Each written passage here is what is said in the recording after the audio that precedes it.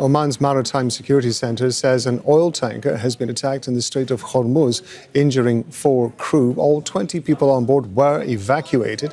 Meanwhile, in another incident reported north of the capital, Muscat, an unknown projectile is said to have struck a vessel.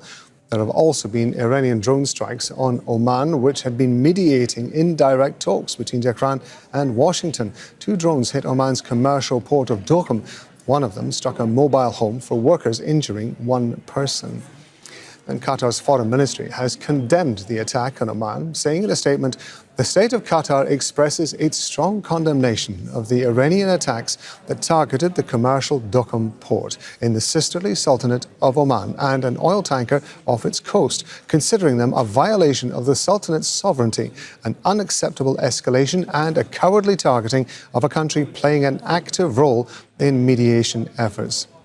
So, Zein, Qatar denouncing the attack very strongly there. What can we expect going forward in the region? Well, the GCC countries are certainly closing ranks. The foreign ministers of those countries had a video conference call today as well to discuss de-escalation, to discuss how to bring stability back, and crucially to discuss the very important commercial and transport waterways, not just the Strait of Hormuz, but in the Arabian Sea and in the Gulf.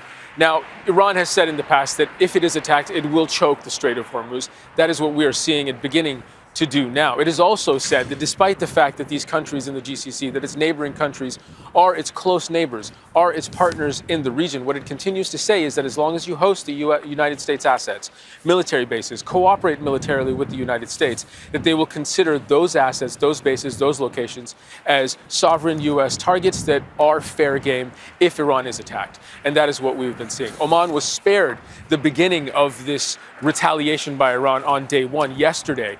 But Oman has in the past cooperated with the United States. It does have cooperation agreements for the U.S. military to use its bases and airports and airstrips. So what we are seeing now is that Iran is beginning to target Oman as well. It was the only country in the GCC yesterday that hadn't been struck on day 1 of Iran's retaliation after it was attacked. But we are seeing Oman being brought into the fray now as well.